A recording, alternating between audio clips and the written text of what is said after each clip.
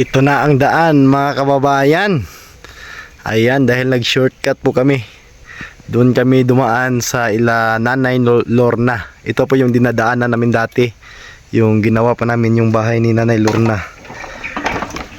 Ayan, silipin natin sila Rodel. Sila mga kababayan, no? Paparating na. Ayan. Ala. Okay kayo, no?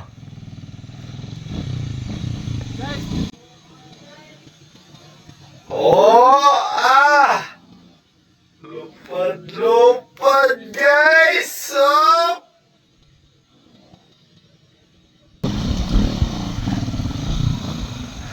Hasta okay ha? Na. Ayan, ito mga kababayan, no? Ang ganda ng daan. 24 na mga babaw ni. 24 na. Dumangan man dali.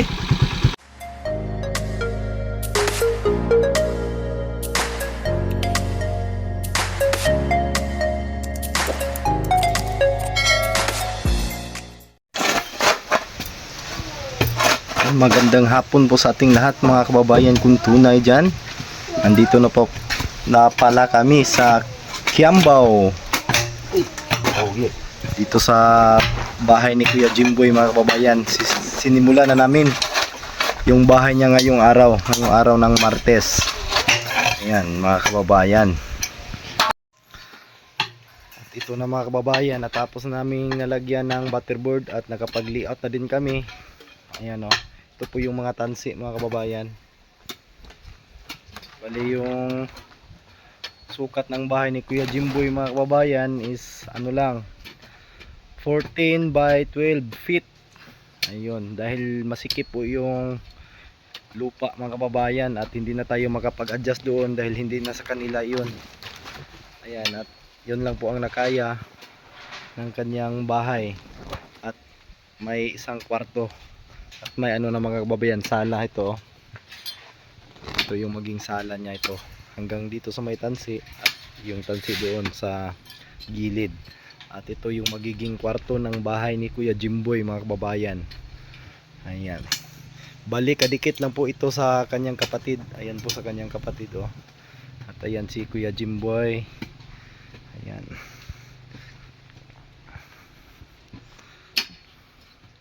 At sila Rodel naghuhukay na po ng sukalo para po sa ating pag-aasintada ng hollow blocks. Ayan. Bali galing doon sa bahay ni yung kapatid ni Kuya Jimboy ay 6 feet yung magiging allowance natin mga kababayan para balang araw baka gawin nila itong kusina dito, yung kainan. At yun ang abuhan nila. At dito natin ilalagay yung CR ni Kuya Jimboy. Yung CR niya mga kababayan ay nasa loob ng bahay para hindi na siya lumabas para mag CR. Ano na lang natin, pagkasyahin na lang natin dito sa loob ng kanyang bahay. Ayan. At yung gagamitin natin mga materialis dito, yan, yung square tube at tubular. Ito mga metal stud para po sa mga division at sa pagdikitan ng dingding. Yan po yung gagamitin natin na materialis, yung metal stud. At yun ang generator namin, nagloko kanina. Patay-patay po mga kababayan. Sana po maano yan, maayos. Naayos na naman namin kanina. Nilinisan ko yung karburador. Saka kahapon nilinis ko yung tangke at saka yung dinaanan ng gasolina. Mandar siya pero ngayon yung ginamit ko na, inanuhan ko na ng welding machine, ay patay-patay. Yun, ayan. Baka makapag ano kami ngayon dito, sindada kami ng hollow block.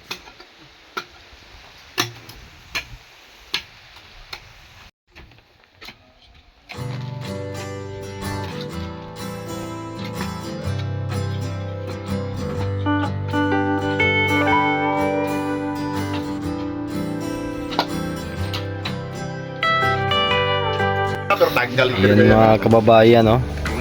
Tapos natin nalagyan ng mga para sa hollow blocks. Ayan o, libilado po yan, tuntunado po yan, tapos sa tamang hulog yan.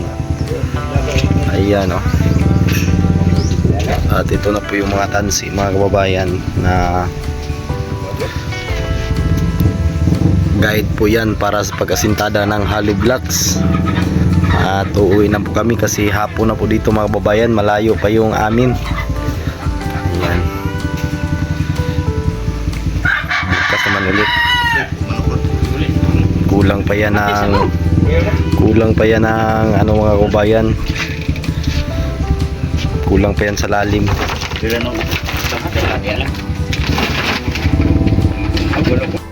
mga kababayan, uuwi na muna kami dahil hapon na. Doon po yung motor natin, no? Bukas man ulit, araw ng mga puso pala bukas. Yan, trabaho tayo bukas mga kababayan.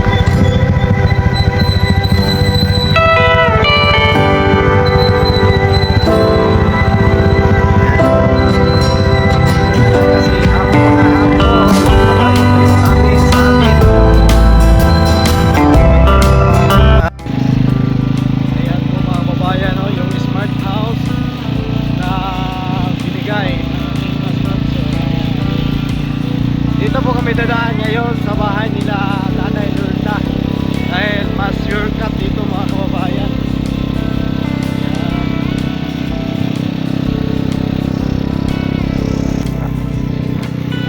Bahay ni Nanay Lurna mga kababayan. Tira ko! Oo sir, bahay ni Nanay Lurna.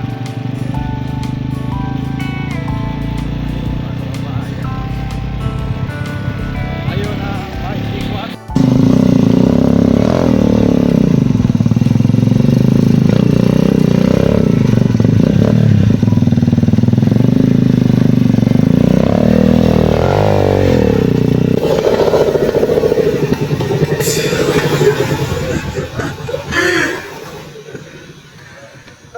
Patay. Tanggal kanina mga guys. Tanggal kanina ni Kwan. Ni Dir. Baru dilo. Sunod.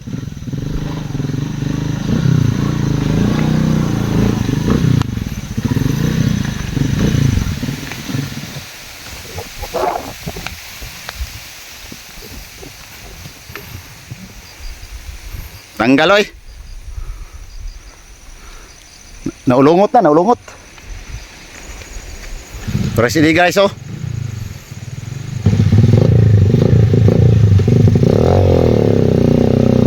Lapok kayo diri.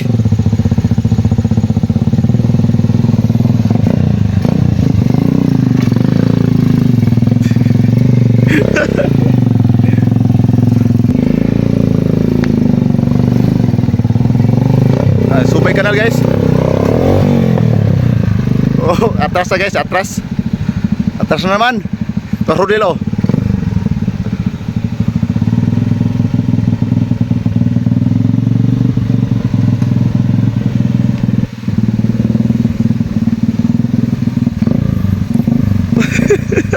Ugot sernil be. Ugot sernil, ugot. Oh, pati hari Dir.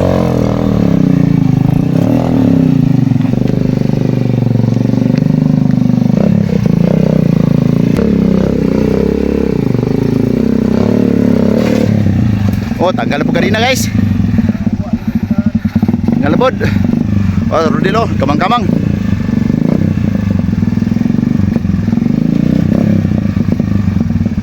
Tanggal na po kanina. Tanggal na po kanina ni Dir.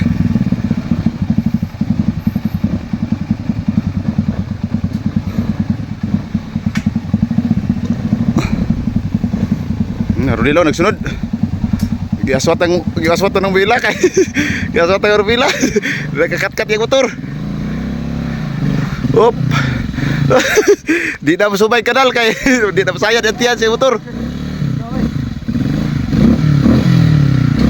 Okay, Dir, tapan nila. Tapan nila. Murang nag-trail mga guys.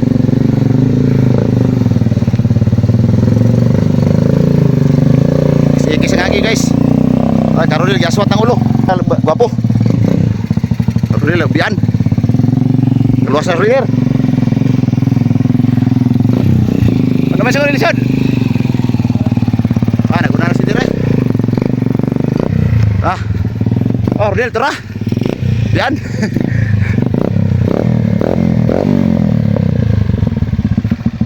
Luwag.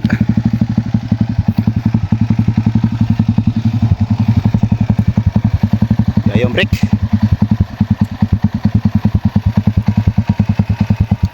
Sira ang bakit. Sira ang bakit. Itong hilos ba no?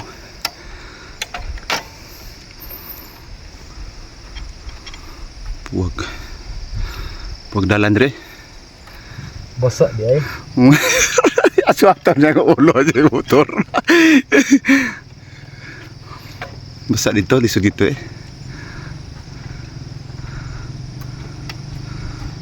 Naggubo na. Ay, Rodilo, nabiyaan.